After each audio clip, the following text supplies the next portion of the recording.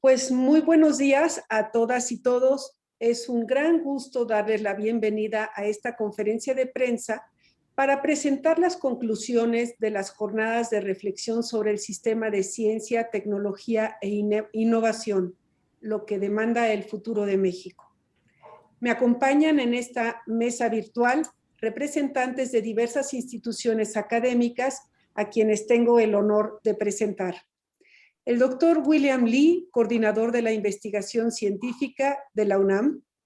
El doctor Gerardo Dubkovsky, vicerrector de investigación, incubación e innovación de la Universidad del Valle de México. La doctora Gabriela Dutrenit, coordinadora de posgrado en economía, gestión y políticas de innovación de la Universidad Autónoma Metropolitana. El doctor Ángel Trigos, director de investigación de la Universidad Veracruzana. La doctora Marisol Silva Laya, directora de la División de Investigación y Posgrado de la Universidad Iberoamericana. El doctor Miguel Ángel Romero Ogawa, director de investigación del Instituto Tecnológico de Estudios Superiores de Monterrey. La doctora Margarita Hernández Ortiz, coordinadora de investigación, posgrado y vinculación de la Universidad de Guadalajara.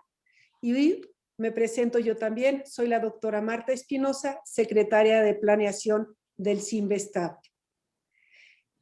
En esta sesión será muy sencilla, nada más les quiero decir, el doctor William Li dará la presentación de la declaratoria de las conclusiones de estas jornadas en las que se presentaron 13 mesas con 120 ponentes, comentaristas y moderadores, en las que hubo más de 1,300 participantes y que actualmente ya sobrepasan las 15,000 vistas en los videos que han quedado grabados. Y con esto, por favor, William, toma la palabra. Muchas gracias. Muy buenos días tengan todas y todos ustedes. Les agradezco su presencia. Voy a dar lectura a un resumen, síntesis de algunos de los puntos que consideramos que son más importantes en torno a estas jornadas de reflexión.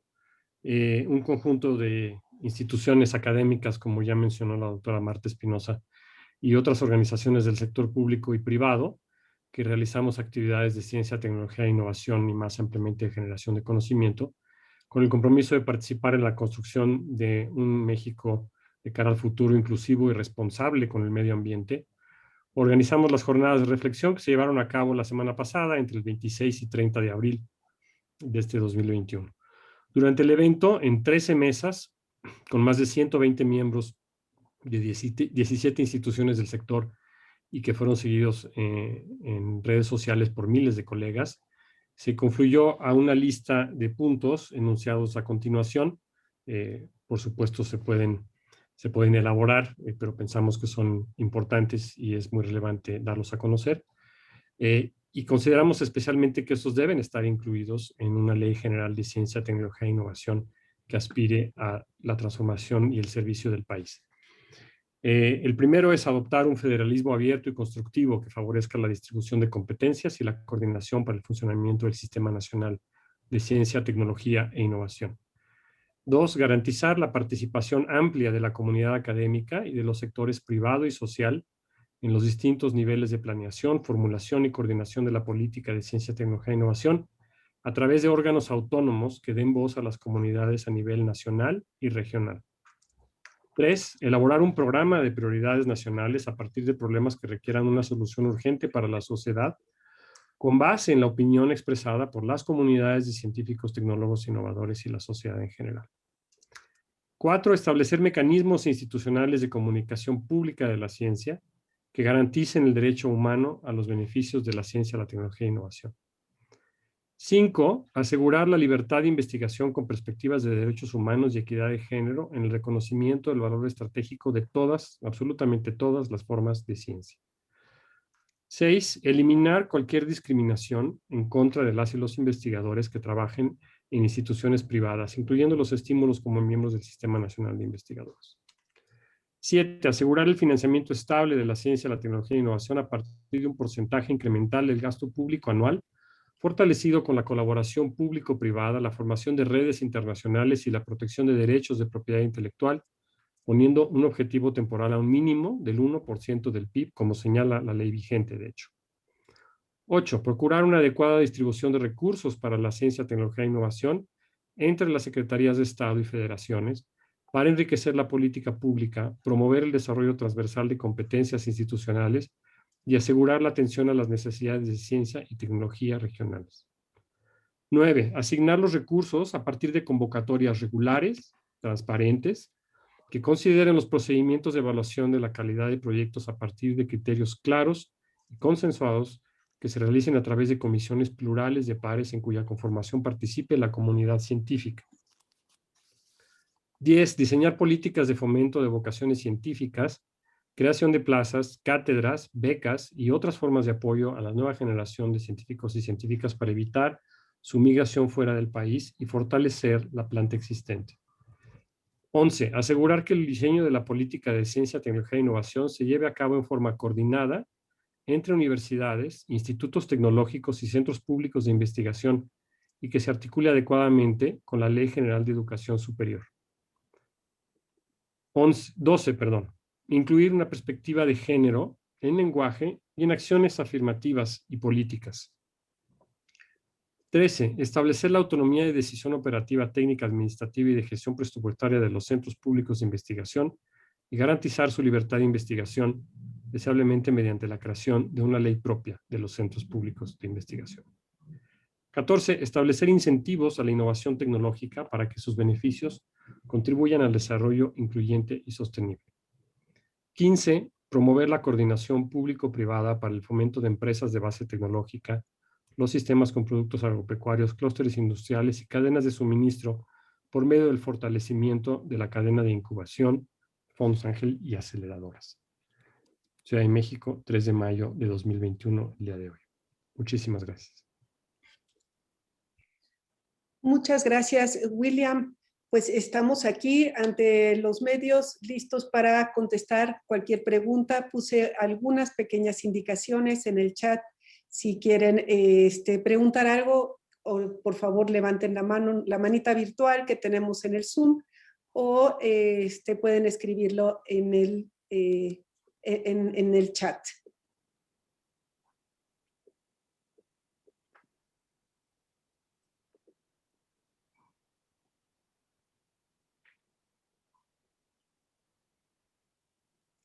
Sí, adelante, Teresa Cedillo.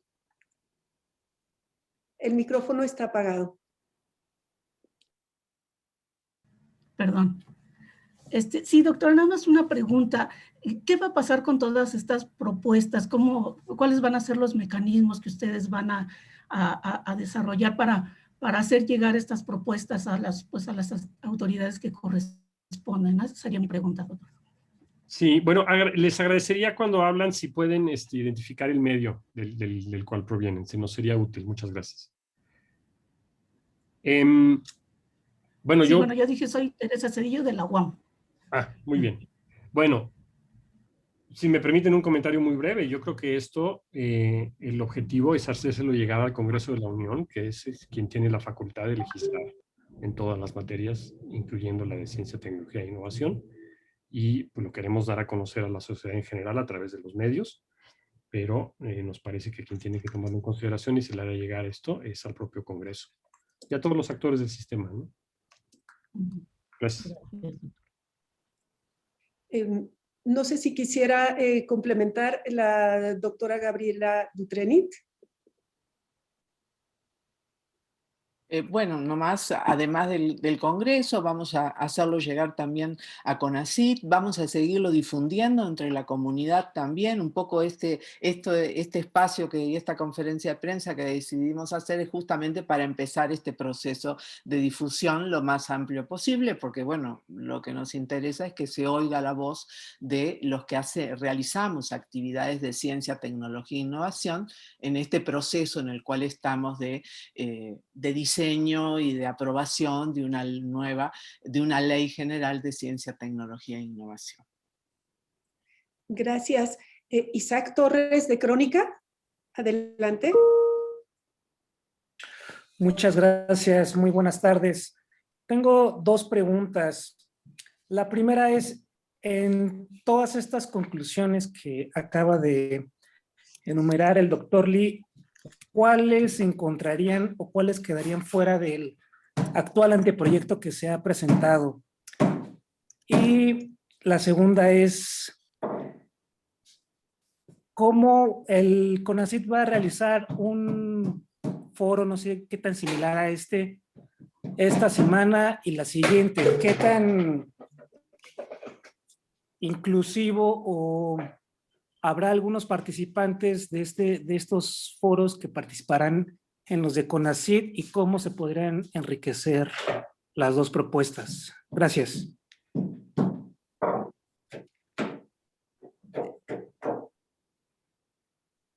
Bien, inicio con una respuesta.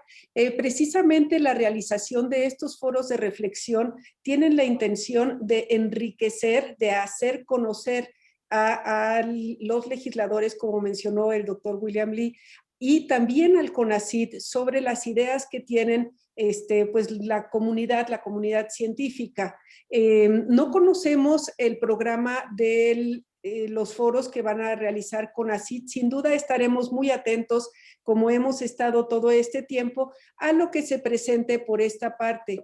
En algunas partes es difícil empatar, digamos, lo que se dice de un lado y del otro. Lo que fue muy rico en estos foros fue escuchar una pluralidad de voces sobre temas que son muy importantes y que esperamos que con esta aportación sean considerados efectivamente en el anteproyecto de ley de CONACYT. Y no sé si alguien de mis compañeros de mesa quisiera complementar algo más. Sí, con mucho gusto, si me permiten. Claro. El Congreso todavía no tiene un anteproyecto de ley. Creo que eso es importante decirlo. Ustedes conocen el proyecto que presentó el CONACYT en el Consejo General a final del año pasado. Se entregó al presidente, pero no ha sido enviado al Congreso. Existen otras iniciativas para la Ley General de Ciencia que se han presentado ante la opinión pública y me parece que el objetivo y la conclusión de este foro de instituciones es aportar elementos para que los legisladores y las legisladoras puedan redactar una ley que les sirva al sector y al país. Hay puntos de vista distintos, sin duda. Los que nosotros estamos poniendo aquí nos parecen importantes y por eso los estamos enumerando así. Confiamos en que puedan ser atendidos y posteriormente incluidos en la redacción por parte del Congreso. Yo creo que sí estamos a tiempo de esto. Es un asunto importante que se tiene que hacer, pero no es algo que hay que hacer sobre las rodillas en 5 minutos. La reforma a la Constitución decretó que esto tenía que haberse hecho el año pasado, estuvimos en pandemia, cambios, lo que ustedes quieran, pero en el momento que se haga se tiene que hacer bien y para que sirva. Les recuerdo que la ley vigente tiene ya desde 2002, casi 20 años. Entonces, la ley que se apruebe ahora también seguramente va a estar vigente mucho tiempo y es importante que se incluya, sobre todo, como ya se mencionó aquí, de parte de la doctora Espinosa, pues la opinión de los sectores que ahora sí son pues el área usuaria de una ley como esta, ¿no? No solo es para todo el país, pero en particular para quienes van a ejecutar la ciencia, tecnología e innovación. Y es importante esto. En cuanto a los foros de CONACYT que preguntaba Isaac Torres, sí, hay una iniciativa que se lanzó para hacer en los próximos días una discusión adicional. Algunos de nosotros hemos sido invitados a estas y con mucho gusto vamos a participar en todas las discusiones que haya para poner estas cosas sobre la mesa. Gracias. Muchas gracias, doctor Lee. Leo una pregunta de Juan Carlos Valdés del Instituto Mexicano de la Radio, que creo que con su respuesta ya contestó, y que dice: de acuerdo al proceso que lleva la iniciativa de ley, ¿se está a tiempo de mejorar, adecuar o cambiar las iniciativas ya existentes? ¿Se está a tiempo? Claramente la respuesta fue sí. Sí, se está a tiempo. Y aprovecho entonces para leer la siguiente, que es de Nelly Toche, del Economista. Después de los puntos que se han tocado por parte del doctor William Lee, pareciera que no empatan del todo con la propuesta de ley para ciencia, tecnología e innovación que está en el Congreso. Vimos que no está en el Congreso. Hemos sido testigos de cómo gran parte de la comunidad no ha sido escuchada. ¿Cómo instituciones, con qué recursos cuentan para hacerse escuchar y sus peticiones sean escuchadas? Es la pregunta de Nelly Toche de El Economista.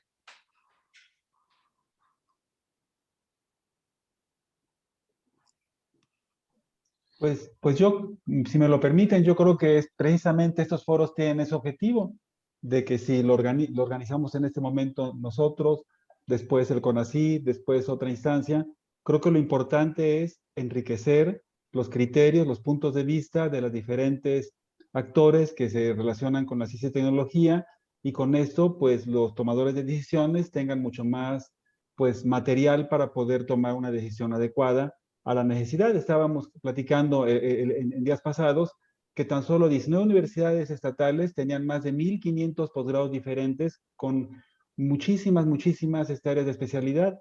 Por lo tanto, hablar de ciencia, tecnología e innovación es algo muy complejo y que requiere de un análisis muy completo y muy diverso, por lo cual cuanto mayor haya número de lugares donde se pueda discutir esto, creo que será mucho más enriquecedor para que finalmente nosotros contemos con una ley relacionada con el tema, pues adecuada para nuestra, pues ahora sí, nuestra gran comunidad de ciencia, tecnología e innovación en el país. Muchas gracias, doctor Trigos. Le daría la palabra a Óscar Vargas.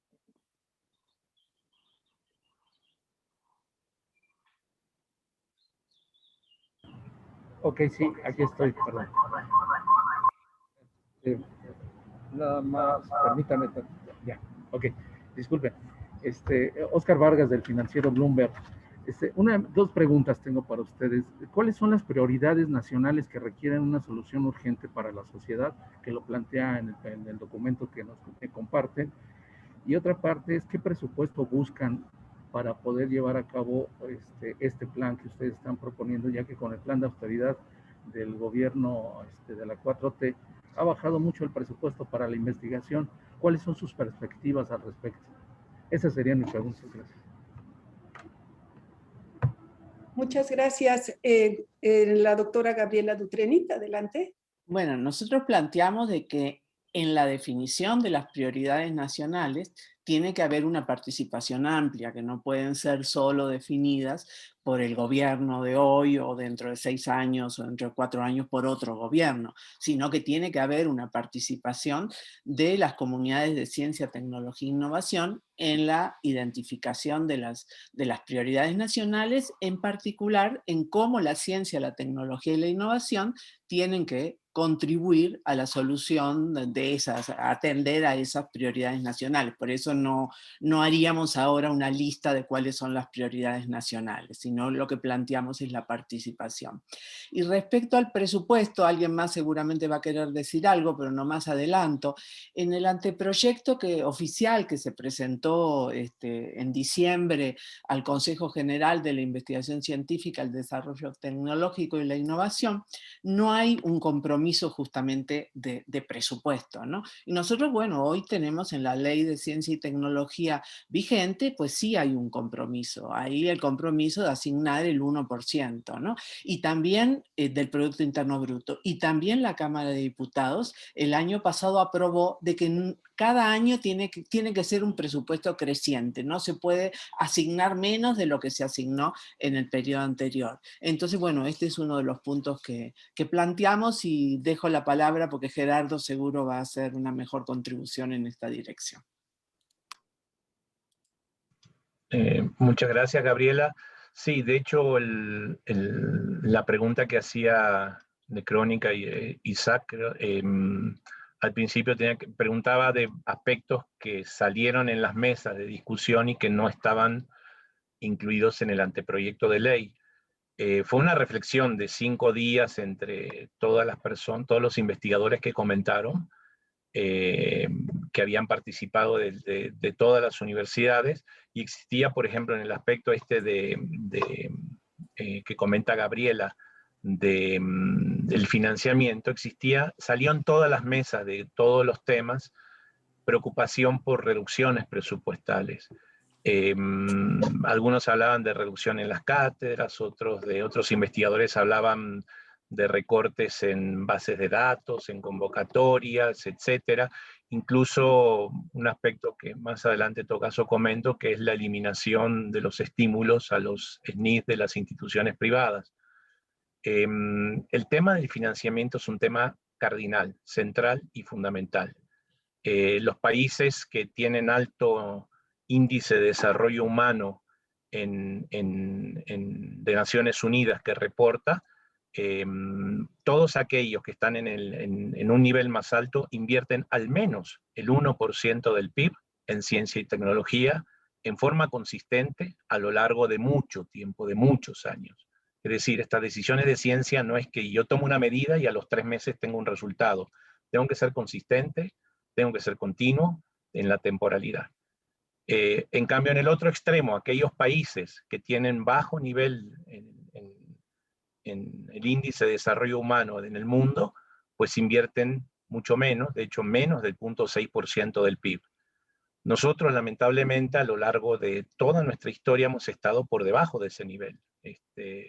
Actualmente se manejan varias cifras, pero se habla que alrededor del 0.38% del PIB se está dedicando a ciencia y tecnología, que es una cantidad similar a la que teníamos hace 5 años. Entonces, obviamente cada año, cuando los países desarrollados invierten 6 veces más, cuando países que tienen un apoyo en la ciencia y tecnología para la contribución al desarrollo del país invierten todavía más cantidad que eso, Corea invierte 10 veces esa cantidad, pues obviamente nos vamos quedando rezagados, ¿no es cierto?, en el tema. Lo hemos visto con el tema de las vacunas, lo hemos visto con todos los temas que necesitamos, donde no tenemos lo suficiente. Entonces, ese es el primer punto. Y esto se da en medio de una situación difícil ahora. La pandemia llenó de dolor y luto a cientos de miles de familias.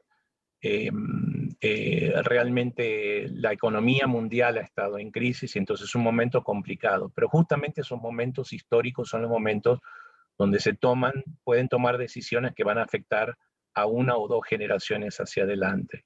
Entonces, esa es la razón del 1% del PIB. ¿Por qué mínimo 1% del PIB? Porque lo dicen las leyes en el país, no está en el primer anteproyecto que se presenta que aprueba el CONACYT en diciembre, en el anteproyecto de ley de ciencia y tecnología. El no poner una cantidad, un monto al cual tenemos, aunque sea como un objetivo mínimo inicial, el no poner la temporalidad, vamos a llegar a ese mínimo de 1% del PIB en tantos años, y además que va a ser creciente, algo que por ejemplo hace poco, en medio de la situación difícil que tenemos, se puso en las pensiones de adultos mayores, ¿no es cierto? El no poner esas cosas en claro deja librado un poco a la realidad, a que podemos reducir, y podemos reducir un año, y podemos reducir otro, o estancarlo, y el que paga esto es el país, el que paga esto es la generación que viene y la que sigue, que van a ser los beneficiarios de las decisiones que tomemos hoy. Entonces, esa es la razón importante por la cual debe haber un monto al cual queremos llegar como mínimo. Tiene que haber una temporalidad para que crezca, y tenemos que poner algo de que no se puede disminuir. Si eso se hace, dentro de 20 años vamos a tener una contribución diferente de toda la ciencia, que la vamos a ir viendo reflejada de a poco, año con año, y el país va a poder entrar a otro nivel, digamos, de desarrollo humano. Es una decisión histórica que se debe tomar, y es un momento histórico. Saludo que se hagan el foro que se hizo la semana pasada, el foro que inicia mañana con CONACYT, todos los foros donde se participe, donde la gente opine, la gente que está haciendo la ciencia y la tecnología en el país, es muy importante, porque vamos a afectar a todo el país por mucho tiempo.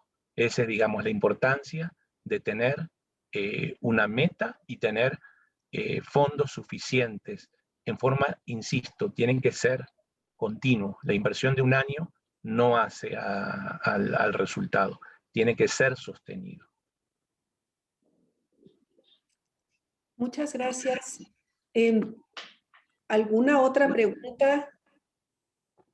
Sí, doctor Trigos, adelante. Brevemente, complementando lo que dice Gerardo, yo creo que cuando se habla de austeridad no se debe pensar que usar dinero para hacer investigación es gastar. Como bien lo decía él, es invertir. Que algunas áreas del conocimiento van a ser más directamente, van a estar más relacionadas directamente con la sociedad y van a poder resolver problemas en ese momento. Recordemos que invertir, por ejemplo, en ciencia básica es una inversión a largo, mediano plazo. Y si nosotros hacemos investigación, debemos de recordar que también junto con ella se forman recursos humanos de alto nivel. Creo que México necesita heredarle a sus próximas generaciones gente preparada, cuadros de investigación que puedan de alguna manera ser, pues estar en mejor posición para poder resolver problemas del futuro, del presente, y que seguramente no debemos olvidar. Austeridad no es dejar de invertir en investigación. Coincido totalmente, doctor Trigos. Está solicitando Israel Sánchez, del Reforma. Hola, ¿qué tal? Buenas tardes a todos. ¿Sí me pueden escuchar? Sí, un poco bajo, pero sí se escucha. Sí. Ok, miren, tengo solo dos preguntas. La primera es sobre, después de haber llevado a cabo estas jornadas de reflexión, me gustaría saber cómo perciben el interés de los jóvenes en este tema de la nueva ley de ciencia, tecnología e innovación, ¿no? Como el doctor William Lee ya lo mencionó, es una legislación que estará vigente durante mucho tiempo. Entonces muchos chicos que tal vez ahorita son estudiantes de posgrado, becarios, serán quienes en el futuro van a padecer las consecuencias de esta ley. ¿Qué tan activos, qué tan presentes los ven ustedes en este tema, en esta discusión? Si tal vez quisieran hacer un llamado a que sean una fuerza importante en todo esto. Y la segunda pregunta sería, pues un poco tal vez ya lo que se ha cuestionado y se ha dicho, pero que creo que en verdad es muy importante, que es cómo tratar de asegurar que esto que ustedes ya han hecho, estas conclusiones a las que han llegado como comunidad, pues realmente se traduzcan en una ley que las incluya, ¿no? Que sabemos que ya es la chamba de los legisladores, del Congreso, pero ¿qué tanto ustedes podrían influir en eso? ¿Qué tan dispuestos están a llevar, no sé, las acciones un poco más allá para que esto no se quede solo en una lista de conclusiones que tal vez los legisladores puedan ignorar? No sé qué piensen al respecto. Gracias. ¿Puedo comentar algo? Por supuesto. Sí, bueno, a ver, sobre el primer punto, una cosa que hemos visto todos los que trabajamos en investigación y docencia en el último año, pues sí es la preocupación y la angustia y pues sí, el tema de la perspectiva que ven los jóvenes, ¿no? A los próximos años. Y la pandemia pues vino a exacerbar esto, pero ya había, digamos, toda una serie de problemas arrastrados en este sentido. Entonces, como punto de discusión de la ley, no pienso que la juventud esté completamente implicada en lo que la ley va a querer hacer para su día a día. Están en otras preocupaciones, haciendo su investigación, llevando sus programas de educación, sacando sus títulos, buscando sus nuevos programas, sus grados, etcétera. Y es lo que tienen que hacer. Me parece que sus sugerencias, por supuesto, son bienvenidas y necesarias, pero la responsabilidad de decir por qué es importante que tal o cual cosa quede o no quede en la ley le corresponde al personal de carrera que ve lo que esto va a implicar a futuro. Pero muchas de las consecuencias sí son directas. Por ejemplo, en el asunto de becas y de apertura de plazas, pues son las opciones de carrera para la juventud. Y si uno prioriza o corta opciones de becas y de programas, está afectando directamente a esa gente que no va a pasar al grado que sigue, que piensa que su área pues no sirve porque no es tomada en cuenta por la autoridad, y eso desincentiva que la juventud se interese en ciencia en general y en particular en algunos temas. Y eso a mí me preocupa mucho porque yo creo que rompe una inercia que es muy difícil de establecer. O sea, si tú cortas las becas un año, reinstalarlas el año siguiente no resuelve el problema, porque esos chicos ya se fueron a hacer otra cosa. Y el momento de la transición de un grado, de una licenciatura, una maestría, de una maestría, un doctorado, de la prepa a la licenciatura, viene una vez. Y si esa ventana se va, entonces no es nada fácil recuperar a esas personas. Y esa es buena parte de la preocupación aquí y la razón por la que estamos insistiendo en que uno de los puntos tiene que ser articulación con la Ley General de Educación Superior. No se puede concebir una Ley General de Ciencia sin pensar en las personas que la van a hacer durante los próximos 30, 40 años. ¿Cómo asegurar que todo esto se tome en cuenta? Bueno, pues sí, estamos dispuestos a organizar cuanto foro y discusión sea necesario para convencer al Congreso de que esto es importante con razones. No es que se busque aumentar el presupuesto para hacer cualquier cosa en abstracto. Hay muchos argumentos que se han dado y que vamos a seguir dando de por qué pensamos que esto es importante para un beneficio muy amplio. Se hizo... de hecho, el ejemplo que hay de cómo se llevó a cabo la Ley General de Educación Superior, me parece que vale la pena destacarlo y se podría retomar. Hubo una discusión muy amplia, el anteproyecto se circuló con muchas instituciones y muchas personas, digamos, con autoridades a nivel institucional, y el resultado es una ley que se aprobó, si no me equivoco, ya finalmente hace una semana o dos, cuando mucho, no recuerdo la fecha exactamente, que mereció el aplauso y la aceptación de toda la comunidad, de la enorme mayoría de la comunidad de instituciones dedicadas a educación superior. Eso es lo que buscamos para una ley de ciencia, tecnología e innovación, ni más ni menos. Gracias. Muchas gracias, doctor Lee. Gaby Dutrenit y Gerardo quisieran comentar algo también.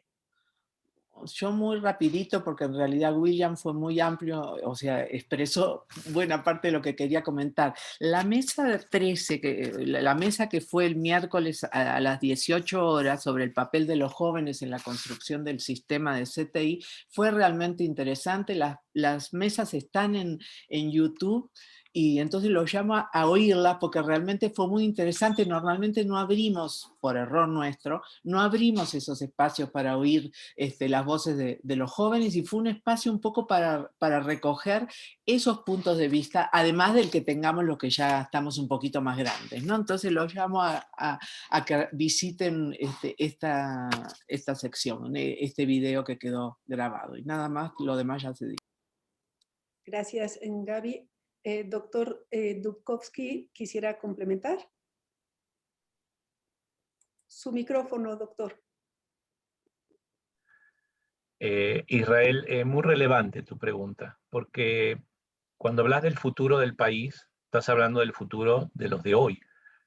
Y hoy hay miles de estudiantes que están estudiando posgrados, maestrías y doctorados, y que están pensando inicialmente en que su alternativa es venir a quienes están fuera del país, regresar a México, y brindar lo que ellos aprendieron y lo que ellos tuvieron. Nosotros nos congratulamos cuando vemos que en el viaje que se hace a Marte aparecen gente nuestra en el equipo, digamos, que logró que la misión llegara a Marte, y nos congratulamos cada vez que hay éxitos mundiales de todos ellos. La pregunta es, ¿cuánto costó y quién pagó que ellos llegaran hasta ahí? Ellos fueron formados a lo largo de muchos años. Para sacar un doctor hace falta décadas, digamos, que se forma, donde la persona primero sacrifica su propia parte, porque él podría terminar una carrera y empezar a trabajar, y sigue estudiando becado, que uno sabe que las becas alcanzan para comer y bañarse, ¿no es cierto? O sea, son becas para sobrevivir. Ellos hicieron un esfuerzo propio, ¿no es cierto? Son gente de las más destacadas. Un cálculo que hacía la Secretaría de Estados Unidos, la Secretaria de Educación en Estados Unidos, decía que costaba $70,000 a México llegar con alguien para que estudie un posgrado en el extranjero, más lo que cuesta estudiar en el extranjero. El gobierno invirtió una cantidad de dinero para que él estudiara, digamos, desde la primaria hasta el doctorado, digamos, hasta que llegara ya. A muchos los beca, incluso al extranjero. El CONACYT tiene un programa muy importante de becas, tanto para estudiar posgrados de excelencia en México como para enviarlos al extranjero. Otras instituciones de gobierno invierten, Banco de México, muchas invierten también en eso, para que después ellos vean la grabación que le dijo Gabriela, es dramático escuchar a los jóvenes y decir, bueno, ¿y mi futuro qué? ¿No es cierto? O sea, ¿dónde voy a tener mi futuro? Y gran parte de ellos se va al extranjero y quedan en otros lados contribuyendo a la ciencia y al desarrollo de otros países y no del nuestro. Eso es frustrante para un joven, ¿no es cierto? Pero además el país pierde un recurso sumamente valioso que podría estar en nuestro país pues desarrollando y haciendo. Creo que ese es el punto central. Ellos lo ven con preocupación y ven con esto, pero sin embargo las decisiones las tienen, como tú bien dijiste, las tienen que tomar las cámaras, digamos, de representantes, quienes nosotros elegimos para que tomen estas decisiones, ¿no es cierto? Entonces el llamado un poco es ese, a que tomen en cuenta que detrás de cada decisión que tiene que ver con ciencia y tecnología, se está jugando una parte importante del futuro, porque finalmente la ciencia la hacen personas en distintos lados, en distintas universidades, distintas instituciones, y son ellos los que la desarrollan. Si no tienen las condiciones mínimas, básicas para hacerlo, ¿no es cierto? O no tienen directamente posibilidades, pues nos atrasamos nosotros. O sea, invertimos una cantidad gigantesca de recursos que del punto de vista de un país, no las aprovecha. Muchas gracias, Gerardo. Sí, doctor Ángel Trigos. Estaba yo checando mientras mis compañeros hablaban la pirámide poblacional de México, simplemente para confirmar. O sea, si nosotros ahora como tomadores de decisiones que estamos en este momento, nos ponemos a reflexionar que hay una gran cantidad, un alto porcentaje de jóvenes que actualmente van a entrar a la preparatoria, a la universidad, al posgrado, estaremos hablando que son pues un alto porcentaje muy grande. Y si nosotros invertimos en ellos para que a futuro esta gente tenga mucho más posibilidades, con mayor preparación, con mayor actitud hacia la ciencia, pues probablemente esa generación, cuando ellos sean adultos, probablemente van a poder comprar, usar, desarrollar, innovar, etcétera, ciencia y tecnología. Si nosotros queremos para un país con mejor bienestar social y mejor valor agregado en la economía, creo que esa pregunta ni la tendríamos que hacer. Tenemos que invertir a fuerza en ciencia y tecnología, y cuanto más invertamos, mejor va a ser, porque esta siempre va de la mano con la formación de recursos humanos. Yo creo que esto ni lo deberíamos de preguntar. Cada legislador que tenga en cuenta que va a tomar una decisión en relación a un proyecto de ley de ciencia y tecnología, tendría que recordarlo. La mayoría de nuestra población es joven, ¿y qué queremos para el futuro? Una población preparada en ciencia y tecnología, o una población que no tenga idea y que no tenga las posibilidades de generar una sociedad con alto valor agregado y bienestar de vida y equidad. Muchas gracias. Antes de pasar a otra pregunta muy interesante de estos foros, le doy la palabra a la doctora Silvia Laya. Hola, buenas tardes. Digamos, reiterando lo que se ha señalado acerca de la participación de las universidades de sostenimiento particular en la construcción de nuevos conocimientos en la generación, confirmo pues lo que se ha señalado, y creo que nos conduce a un error discriminar entre de dónde proviene la generación de esos conocimientos. Creo que lo que más conviene para México es pensar que esa comunidad científica está generando conocimiento para empujar una agenda que es nacional y compartida, y en ese sentido, mermar esa comunidad puede tener impactos negativos para el propio desarrollo de la ciencia en México. Nos parece también que los criterios que debieran ser tomados en cuenta para evaluar la generación tiene que ver con calidad y pertinencia de la producción científica. Esos serían, digamos, los criterios, y no pensar en términos de dónde están adscritas las personas que trabajan en ciencia, humanidades e innovación.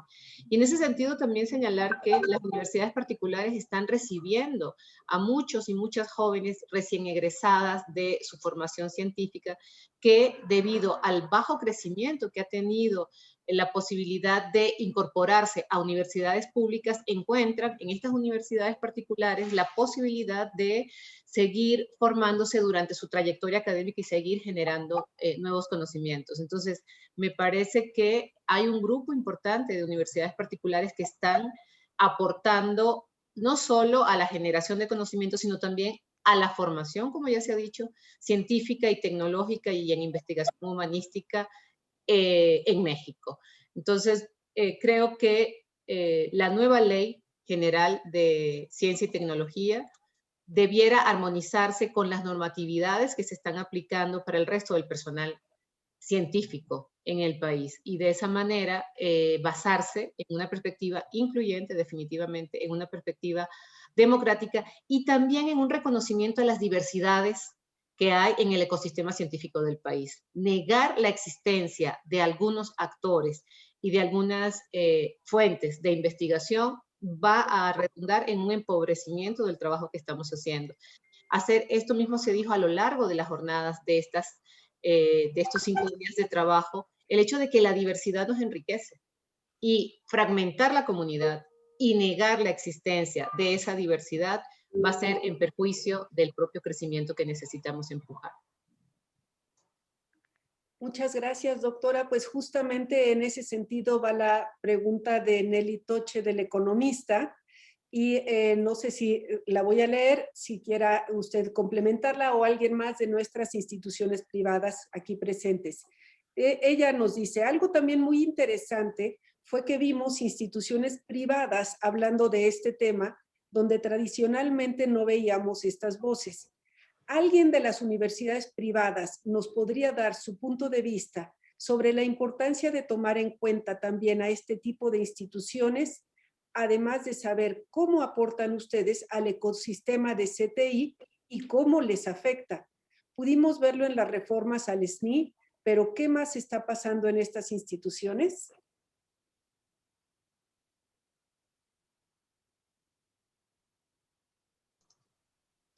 Bueno, confirmo, digamos, mi comentario en relación con esta pregunta que se ha hecho. ¿Qué otras cosas están pensando? Al igual que en cualquier otra universidad del país o institución de educación superior, nos preocupan las becas de nuestros estudiantes de posgrado. Sabemos que hay una vinculación muy estrecha entre la producción científica y la formación de recursos humanos especializados a través de los posgrados. En las universidades particulares ofrecemos una gran diversidad de posgrados. Sabemos que hay un enorme porcentaje de la población estudiantil que está tomando sus estudios en las universidades particulares y en ese sentido nos preocupa que este tipo de reglamentaciones pueda tener un efecto negativo en el crecimiento y en la atención de la matrícula. Y bueno, como ya decía, la discriminación por el hecho de la institución a la que estás adscrita. Adicionalmente, un elemento que no puede perderse de vista es que el derecho a la ciencia, el derecho al conocimiento, es un derecho humano y privarnos de la posibilidad de ejercer ese derecho es discriminatorio, de suyo es discriminatorio. Pero también colocar esta fragmentación y alimentar esta fragmentación creo que también puede ser peligroso para la propia cohesión social tan necesaria en el momento histórico que estamos viviendo. Hemos escuchado con tristeza algunos comentarios sobre qué pasa con el personal que está adscrito a universidades particulares, pensando que puede ser de menor calidad, pensando que no tenemos derecho a participar porque nuestros aportes son más bien insignificantes y realmente no lo son. Las universidades particulares, como ya se ha dicho a lo largo de las jornadas, tenemos una participación significativa. El 10% de los artículos que son publicados anualmente en revistas científicas de alto nivel, ese 10% está publicado por académicos de instituciones privadas. Entonces somos una academia altamente productiva que desde donde nos toca hacemos un esfuerzo por engrandecer el trabajo científico que se hace en México. Haber originado este debate sobre si tenemos derecho o no tenemos derecho puede ser muy peligroso, como digo, para un tema de cohesión social que es fundamental. Somos una comunidad, a fin de cuentas, muy chica. Somos 33,000 personas que formamos parte del SNI. Se ha dicho también a lo largo de las jornadas la proporción de investigadores en relación con cada 1000 integrantes de la población económicamente activa es baja en México, es apenas del 0.7. Otros países como Argentina reportan 3 investigadores por cada 1000 integrantes de la PEA. Entonces, de suyo es chica nuestra comunidad científica. Lo que necesitamos es fortalecerla, consolidarla y alimentarla. Fragmentar me parece que no sería una buena estrategia desde ningún punto de vista, mucho menos desde una comunidad científica que de suyo es pequeña y lo que necesitamos es crecer. Muchas gracias. Esta es la opinión de la Universidad Iberoamericana y también tenemos una participación de la Universidad del Valle de México con el doctor Gerardo Dubkowski. Adelante, doctor. Sí, Nelly, 2 elementos para complementarlo, que totalmente de acuerdo con lo que ha dicho Marisol Silva en este aspecto, pero quiero darte dos visiones, una de parte de los investigadores que están en las universidades privadas y otra de parte, digamos, de las instituciones que los cobijamos. ¿Qué sienten los investigadores? Ellos se han formado igual que los investigadores de las públicas, mayormente en las escuelas públicas. Algunos de ellos también en el extranjero, pero pagados en su gran mayoría, tanto en su formación básica como en el extranjero, por sus propias familias y por el gobierno, por becas que se consiguen. Destacaron en su formación por el lugar donde llegaron en décadas que dedicaron a eso, dedicaron muchos años a esto. Y ambos, tanto los investigadores de las públicas y las privadas, se han sometido a los mismos retos y pruebas. Ellos han salido adelante y han sido distinguidos por sus propios pares, porque es así como hace el CONACYT, como investigadores nacionales. Ellos hacen ciencia, investigan cómo contribuir a resolver los problemas nacionales y en una gran parte todas las publicaciones y las patentes y todo lo que sacan se hacen en conjunto entre investigadores de las públicas y las privadas. Decía mi rector que cuando explote la bomba atómica van a sobrevivir las cucarachas y los investigadores que generan redes y trabajan con pasión y con dedicación. Todos pagan los mismos impuestos. El ISR cuando recibe el salario, el IVA cuando adquieren algo y todos los impuestos. Con ellos es que se forma finalmente el fondo, el presupuesto del cual salen los estímulos a los investigadores. ¿De qué sienten ellos? Que suspender el estímulo a los investigadores que están en las privadas es discriminación. Uno puede discriminar por nivel social, por religión, por tono de piel, por país de origen, por características físicas, pero en este caso se los discrimina por el lugar donde trabaja, no por cómo se formaron, por lo que son y por lo que hacen. Y esto está sancionado en la Carta Magna, nuestra Constitución de la República, por la Ley de la Ciencia y Tecnología y por el mismo reglamento que tú dices salió y que indica paradójicamente que hay no discriminación. Omitir a los SNIs de las privadas es omitirlos por el lugar donde trabajan, eso es discriminación. Eso es lo que piensan los investigadores, eso es lo que reflejaron en las jornadas la semana pasada, es lo que yo siento cada vez que hablo con ellos y ellos se sienten de esa forma. Ahora, ¿qué decimos las instituciones? Lo que dijo Marisol, los investigadores no están investigando cómo enviar el taxi a la luna, al espacio de Tesla para que millonarios vayan, eso no hacen. Ellos están investigando los temas de COVID. Hay decenas, no sé si llegan a 100, pero decenas de investigaciones que se han hecho de distinto tipo alrededor de distintos temas tópicos que tienen con el COVID. En mi propia institución, que es muy pequeña en investigación, se han hecho 5 investigaciones muy interesantes al respecto y que tienen impacto, donde hay gente que en vez de estar en el recuerdo y en la memoria, digamos, de la familia, están hoy disfrutando de su familia y de la vida gracias a los proyectos que se han hecho. Y tenemos nombres, apellidos, y son decenas de gente.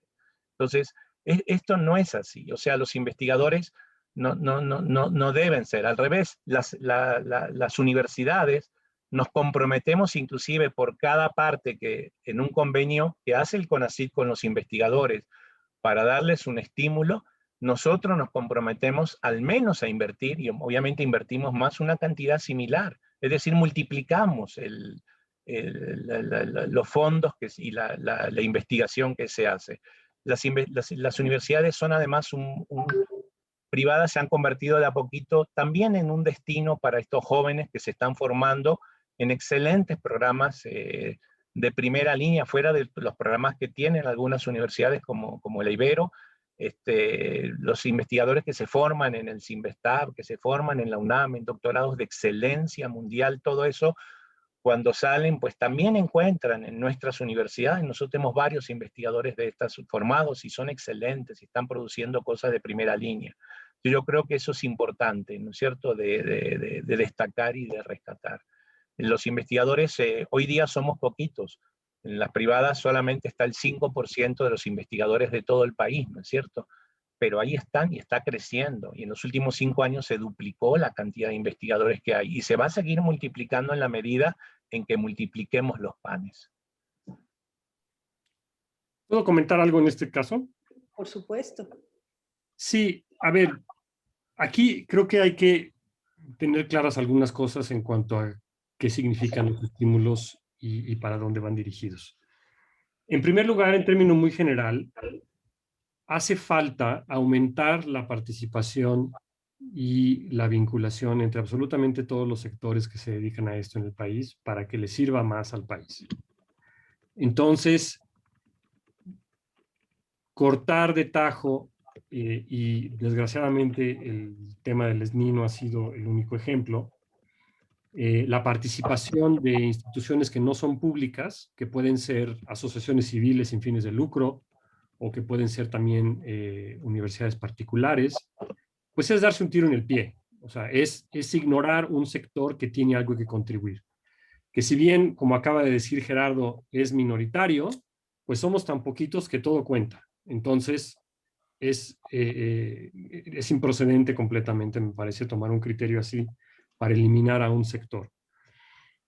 Segundo, los estímulos y en general los proyectos que se pueden financiar deben serlo en base a evaluaciones de pares y evaluaciones académicas de los planteamientos y de las propuestas y de los resultados esperados. Y ese es el único criterio que debe de imperar, que la investigación sea pertinente, que sea de calidad y que se dé a conocer y que le sirva a todo el mundo, que haya sido revisada y que sea buena, básicamente de calidad.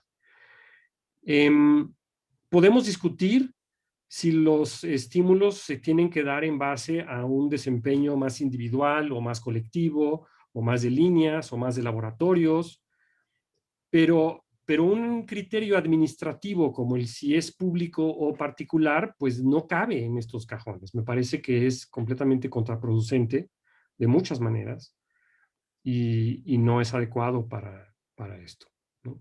Si lo que queremos es fomentar, además, que la inversión y la participación en el sector crezca, cuando estamos, como ya se dijo aquí, en menos del 0.4% del PIB, en todos los países donde se ha llegado a varios puntos del PIB, 2, 3, 4 puntos del PIB dedicados al sector de generación de conocimiento y de ciencia, el grueso, cuando llegas a esos niveles, ya no lo pone el Estado, lo pone el resto de la sociedad en una proporción como de 2:1. En México tenemos un total pequeño que es mayoritariamente del Estado, pero si no se fomenta la colaboración y la participación de todos los sectores, nunca vamos a llegar al 3 y al 4%. Nunca. Gracias. Muchas gracias a ustedes. Hay una pregunta de Alejandro Arcos de Plenilunia y dice, comentarios y opinión con respecto a los avances y apoyos para la denominada ciencia ciudadana en México. Me permití preguntarle un poquito más sobre su pregunta y me dice que se refiere al crowdfunding de proyectos de ciencia y participación de personas no investigadoras con datos, imágenes o trabajos.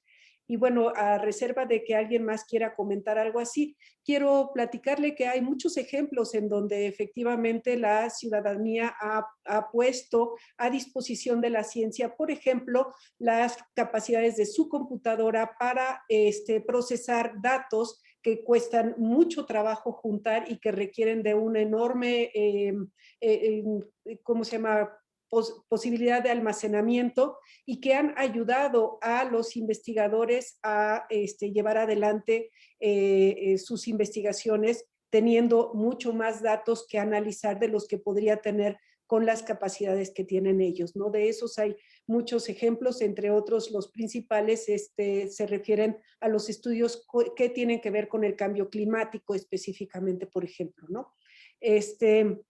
Por otro lado, la ciencia ciudadana, no sé exactamente si se refiere a personas que no tengan un grado. Lo que nos hace a los científicos es estudiar rigurosamente el método científico, que está basado en evidencias, que tiene un proceso, un procedimiento riguroso y que puede ser probado en todas las circunstancias.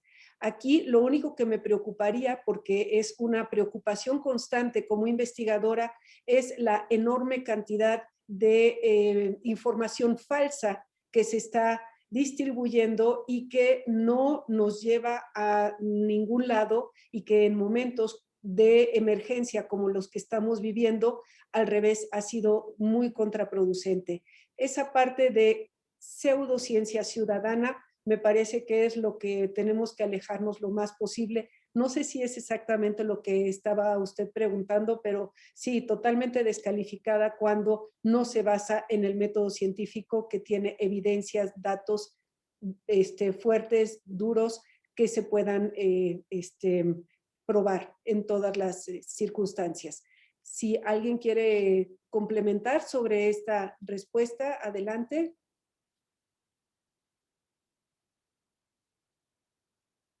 Sí, Marisol. Sí, complementar la labor que tenemos, pero también decir que se está impulsando en todas nuestras instituciones un trabajo de investigación interdisciplinaria y transdisciplinaria que implica incorporar diferentes voces y actores que pueden, digamos, colaborar en la co-construcción de estos nuevos conocimientos. Y siempre, como lo decía la doctora Espinosa, basadas en métodos científicos, en métodos rigurosos que nos aseguren que el conocimiento que se está generando es un conocimiento confiable, es un conocimiento del cual puede haber la deseada apropiación social para el bienestar de la población. Entonces, sí estamos empujando modificaciones importantes en las maneras de hacer el trabajo académico, desde una perspectiva, repito, inter y transdisciplinaria, que justamente nos pone a dialogar con otros saberes en este espíritu de una colaboración constructiva para la generación de esos nuevos conocimientos. Pero claro, estoy también totalmente de acuerdo en eso que se ha señalado, que tenemos que alejarnos también de las falsas noticias y de las falsas interpretaciones, que pueden llegar a ser también interpretaciones muy riesgosas para la población. Eso me parece que no tendría que tener cabida, y que también tenemos que, digamos, jugar un papel como ciudadanos, como ciudadanas comprometidas para contribuir a evitar este tipo de manifestaciones. Muchas gracias. Bueno, nos acercamos al final, pero no quisiera dejar de darle la palabra a Sergio Reba. Sí, sí, ¿qué tal? ¿Me escuchan? Sí. Sí, soy Sergio Reba de la UAM, director de apoyo a la investigación. Y bueno, con respecto a esta pregunta, pues lo que se procura es construir un sistema de ciencia, tecnología e innovación. El sistema es un sistema con muchas partes y debe incluir nuevas formas de organización, como lo que mencionaron con la pregunta anterior. También un robusto sistema de información, donde las dudas de la población puedan ser claramente explicadas, que haya a quién recurrir. Y eso no se logra con un centro, un CONACYT, no, es todo un sistema, ¿no? Donde están los estudiantes de posgrado, que son parte de este sistema. Ellos tienen su función también de educar a la población. Y es un sistema que además, para que sea funcional, tiene que ser un sistema realmente entendido como un sistema sostenible, ¿no? O sea, ahorita lo que estamos haciendo es dándole un sistema robusto, es un sistema que le va a dar a las generaciones del futuro la posibilidad de vivir en una sociedad mejor informada, más avanzada. Entonces, hay que ver, y en esta parte del sistema, efectivamente, participan las universidades privadas, particulares, creando el conocimiento, creando estudiantes, creando profesionistas del mayor nivel. Esta es la parte que hay que empujar. Realmente somos un sistema donde todas las partes cuentan y son muy importantes. Gracias. Muchísimas gracias. Pues no quisiéramos tomar más tiempo de ustedes y solo me queda agradecer mucho, preguntar si alguien, alguno de los de la mesa quisiera hacer un comentario final y si no, por mi parte, despedir esta experiencia extraordinaria que hemos tenido de reunión de instituciones públicas, privadas, todas dedicadas a la ciencia, tecnología y la investigación, y de estar contentos de poder aportar nuestras ideas de cómo hemos visto y vivido el desarrollo de la ciencia en esta oportunidad histórica que tenemos de crear una nueva ley para el futuro de México. Muchísimas gracias a todos y que pasen una buena tarde. Muchas gracias. Buena tarde.